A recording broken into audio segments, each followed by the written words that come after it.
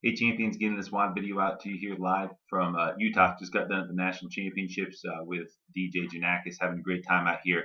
And I've got actually two separate WOD videos I'm going to be putting out just because I have two different thoughts that are they're really going through my mind right now. But here's the first one.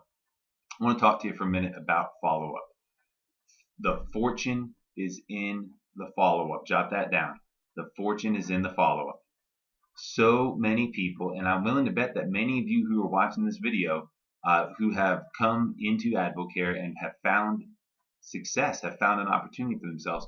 So many of us didn't just hear it one time from our friend, jump straight to advisor, go to success school, and go to diamond in a couple months. That's not how it usually happens for people.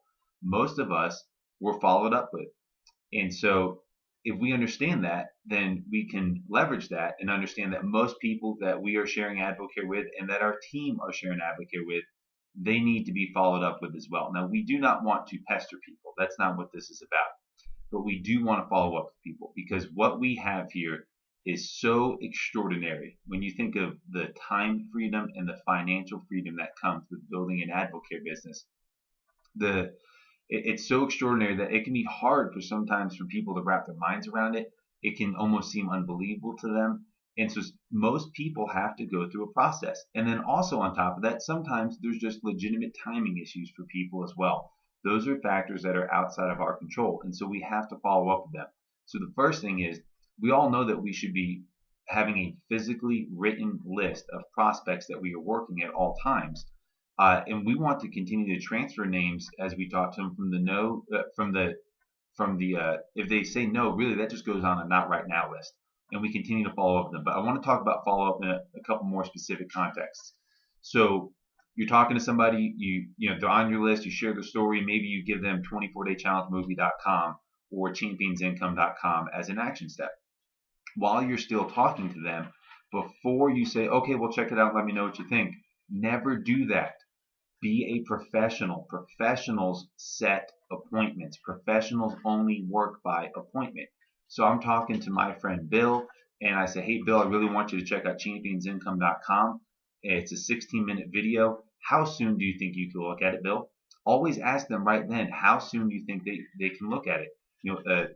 Whatever that follow-up step is, or when is a good time I can follow up with you? I want to find out what you think.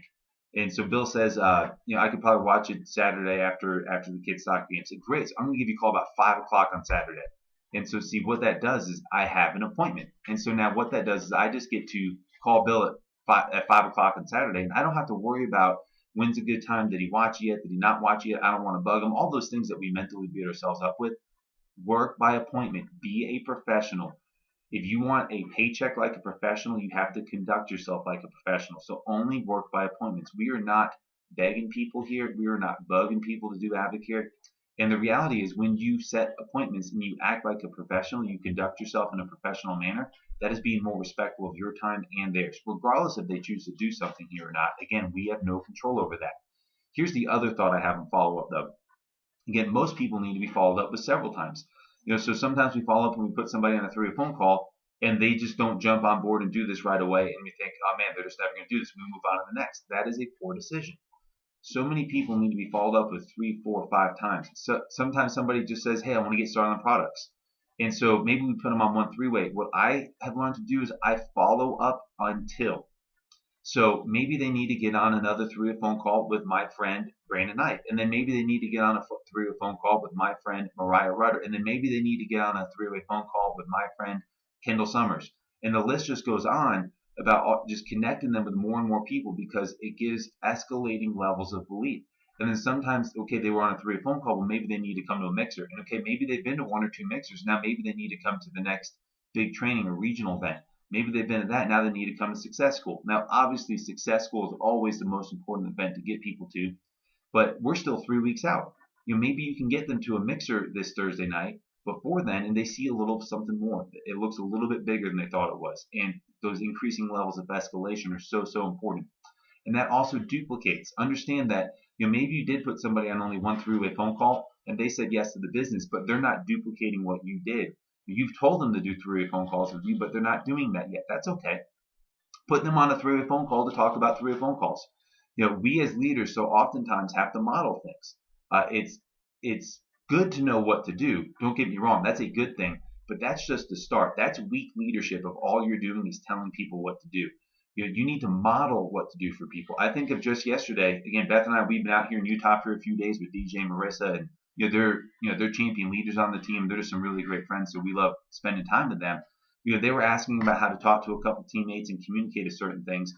And the reality is asking people questions and taking them through a process is one of the most effective ways to communicate. Don't just tell them what to do. But so instead of just telling them the answer, I started asking them questions about what they thought the answer was and what would happen if they did this. And by me asking them questions, I literally pointed out in the middle of it for them, hey, I'm asking you questions to understand that we need to ask people questions. So model for them. So what I'm saying is if you did a 3-way phone call, somebody came on board, they said yes to AdvoCare, again, that's awesome. But maybe they're not doing 3-way phone calls yet. Put them on a 3-way phone call with somebody to talk about it. And maybe you have to put them on 2 or 3 different 3-way phone calls.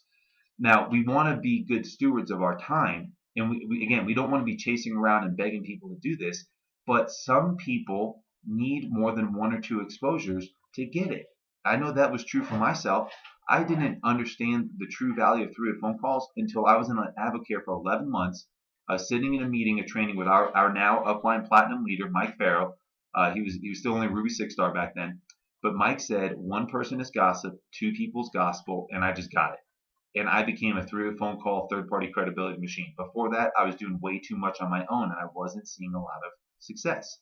So think about that. Maybe just that one more. What if just one more 3-way phone call got through to them? What if just one more follow-up call got through to them? What if just one more? What if just one more? Mixer got through to them, or what if just one more success school got through to them? You never know what that's going to be on follow-up.